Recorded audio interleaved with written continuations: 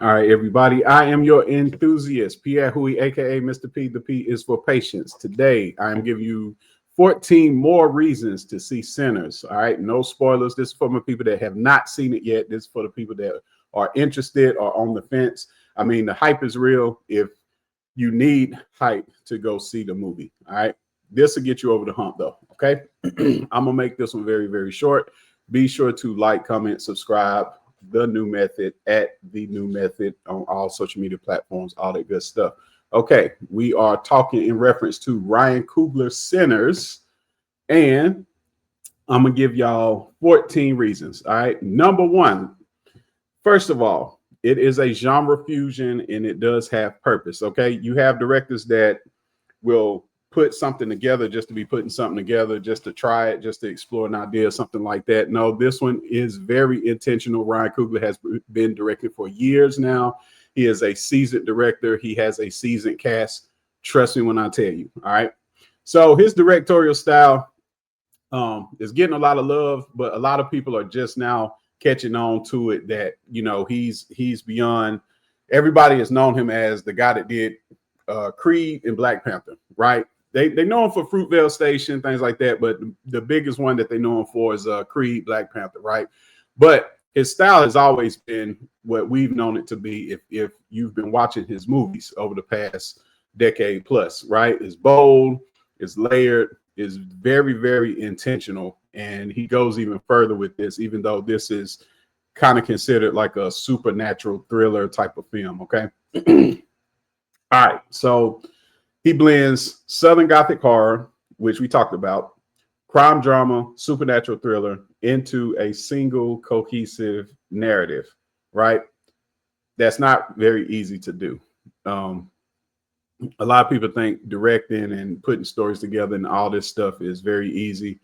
Like they can just do it overnight or some shit like this. It's a lot of planning. There's a lot of teamwork that goes into it. There's a lot of people exchanging ideas about, you know, what does this work? Does this work better? Does this work less? Things like that, which we'll talk about a little bit later with the cast. Okay.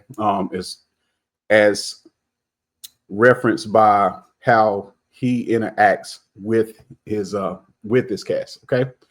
All right. Another thing about it is direction. It maintains attention. It also allows space for introspection, which is rare in genre mashups. And I agree. I can't come off with any ideas off the top of my head, but I will probably explore that concept in another video because I've seen genre mashups that don't quite work. I mean, just think of it like a music mashup. Sometimes the music goes right together. Sometimes it don't. Matter of fact, I will give you a personal one that I just seen like in the past couple of days. They mixed Evanescence, Bring Me to Life with Warren G's Regulators. It sounds crazy. It sounds crazy to say, but it's not so crazy to listen to it. That shit fire as hell. All right, symbolism. Number two, vampires. That, as you know, there are vampires in this film by now. If you haven't seen the trailer, somebody done ruined it for you. You do know there are vampires in this trailer. Yes, it is. All right. They ain't just monsters. They represent certain things that once you watch the movie, you're going to say, okay, I wonder what that represents. It shouldn't be too hard to take a guess once you see it in the context of the movie. But symbolism is a very, very, very big thing within this movie. It's not always in Coogler's movies or his style. Sometimes he's straight to the point, like I said, like Creed, like Fruitvale Station. But this one is meant to be interpreted on metaphorical levels just as well as any other, just as well as just watching the movie and receiving it the first time. This will be one of those ones where you can watch multiple times and you could probably take certain things out of it the more that you watch it. Okay. And as of right now, I've seen it twice. Trust me, I'm going to see it a few more times to get some of this interpretation out coming from me and present it to you. Okay. You don't have to accept it as law or anything like that. I'm not no expert or anything like that. I'm just giving you what I might have interpreted from it, right? All right. Number three, and I really like this one, Southern aesthetic and atmosphere. All right. So the story is rooted in 1930s Mississippi.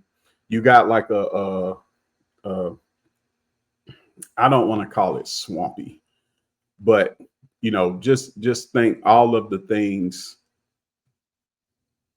when it comes to atmosphere, when it comes to scenery that you would imagine in 1930s Mississippi. And I love how they did the sprawling shots. I recently saw that he was talking about doing it in an IMAX format, which is very wide. Well, guess what? A lot of Westerns do it with that wide shot, that panoramic shot. He did it in context of 1930s Mississippi, and it is a beautiful effect. It is a beautiful effect. I mean, it just shows not only with how ugly the South can be as far as people, or how ugly it could be with people in their bad intentions and things like that, but is contrasted against a beautiful landscape. All right. You got long lingering shots. It evokes a haunting sense of place, which again, the setting is its own character. Trust me. It feels mysterious. Some places it feels decaying, but while it's decaying, is also rich, and it's probably one of those ones that you just say, okay, I know if these woods could talk, if these walls could talk, if these scenes could talk, they probably seen some outlandish shit, right? Pun intended. All right. Number 4, lighting and shadows, right? I got to look up the cinematographer, which I'll talk about in another video. Like I said, expect a bunch of videos on this movie. All right. This is very, very high quality than it came around in a while. The level of quality of this movie. All right. Coogler, cinematographer, they use chiaroscuro lighting, which means high contrast between light and dark to enhance the film's moral ambiguity and eerie tension. All right. The shadows often swallow parts of characters. They hint at hidden motives or internal conflict. Like, I'll give you a prime example. It was sunset, but it was still kind of a bright sunset when you see an introduction of this character, but you already know there's a certain darkness already associated with this individual during this scene. So he has certain scenes where it's sunny outside, but you can there is just it's just a certain darkness there. Or sometimes you have nighttime scenes where the light will be almost like it's enveloped by the darkness. You'll understand once this is one of those things that you probably have to see it twice and you'll notice it the second time. That's why I'm saying, these counts as more abstract, subtle reasons to go see the movie. Okay. Next, you got the musical pacing, number 5. So look, most movies have a certain type of pacing to them, right? I'll always look at it as like beats, kind of like beats in music, or BPM or something like that. So it's the same thing in movies. Now you got a certain pacing to not only move the story forward, but to give you got a certain amount of time to gauge the characters, especially the main characters, get them characterized.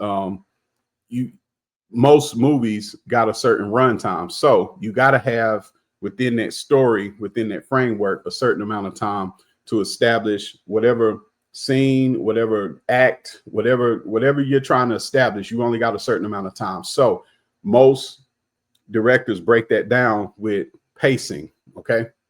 So just think about pacing like steps or anything like that. There's a certain amount of pacing. There's a certain amount of steps to get here, and then a certain amount of steps to get here, et cetera, et cetera, et cetera. Well, he does this differently. So not to say the pacing ain't there. The pacing is there, but the rhythm and the pacing feels like it's dictated by more creative means.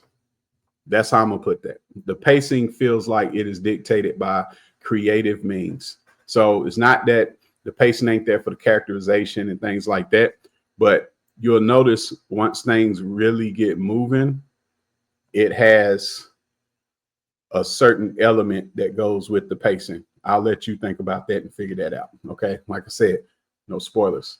All right. The juke joint performances, And the quiet moments between characters, it breathed with a certain type of timing, which is offbeat but intentional. Okay. If I said any more, you would understand, and you would probably be integrating that with how you watch. I don't want you to do that, but I do want you to know there's certain pacings that are a little bit different than your typical movie or your typical either genre, your typical crime drama, your typical gothic horror, or your typical supernatural thriller, right? And I would even go so far as to add it has a quality of like a musical to go with it too. Trust me, you'll understand when you see it. All right. 6, character intimacy. So they do they take these intimate moments that you might perceive from a different type of movie, and they put it in a supernatural frame. A lot of times, a supernatural thriller or horror, whatever, you basically, okay, here's a supernatural element. We either trying to do something with the supernatural element, or we trying to do something against. We trying to defend. We going on the offensive, or we going on the defensive, or something like that. But there's more integrated within this. Like I said, character intimacy. And another thing too is comedy. You got certain moments that are funny as hell within this supernatural framework. Okay. Another movie that did something like that was where you got a little bit of it. It wasn't a whole lot. You got a little bit of it. You got enough. Was Dusk Till Dawn. It gave me those vibes. All right. So despite the horror backdrop, the director Coogler he prioritizes character relationships, right? Especially between the twin brothers, which, crazy enough, like we said, is played between two people, one person playing dual roles, which is Michael B. Jordan. All right, the close-ups, the silences, it give it emotional weight, and the supernatural is grounded in human stakes. Like, we know vampires are super strong, super fast, all this stuff, but it still feels like, you know, the humans have a chance too, in some way, shape, or form. All right.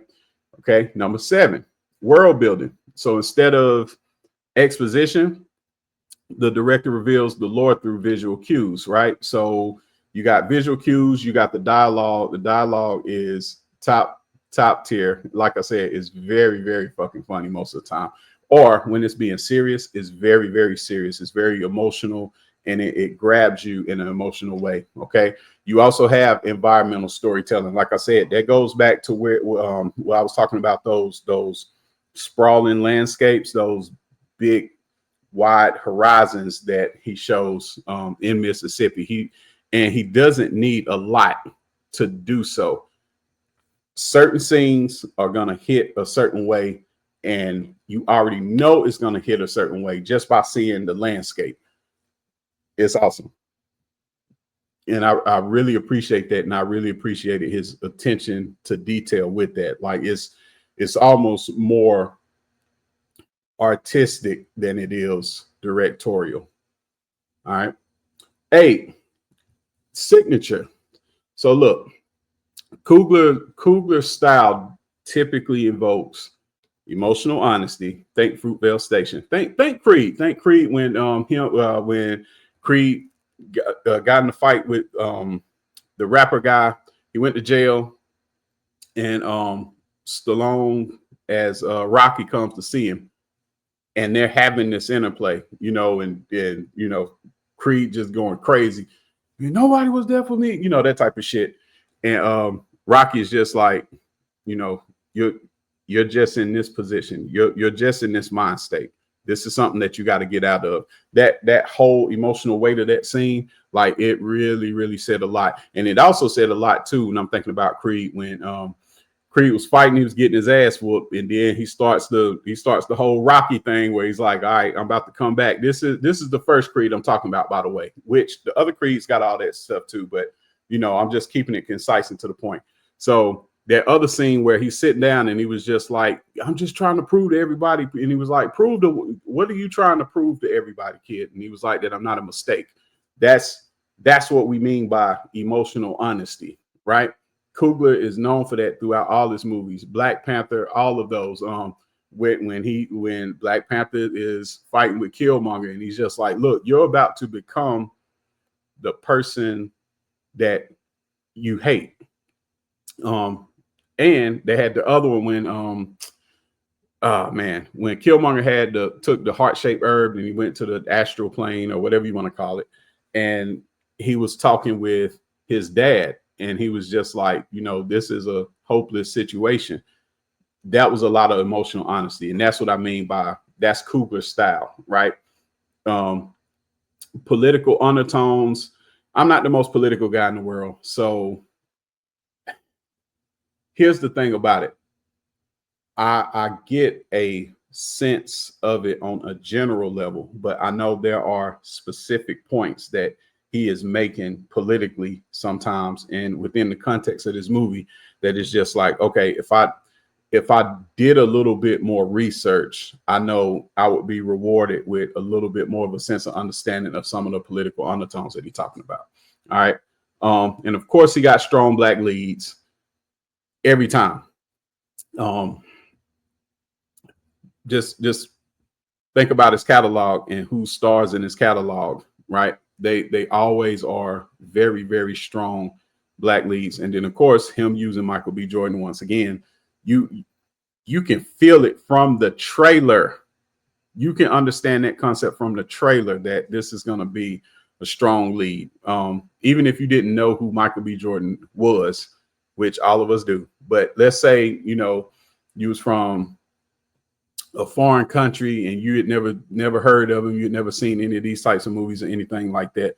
Just you watching the trailer, you would be like, okay, this is going to be a good one. Them boys ain't to be played with. Right. So I think he encapsulates his style and then takes it to a higher level. All right. I will also venture to say this is his most stylistically daring movie. Right.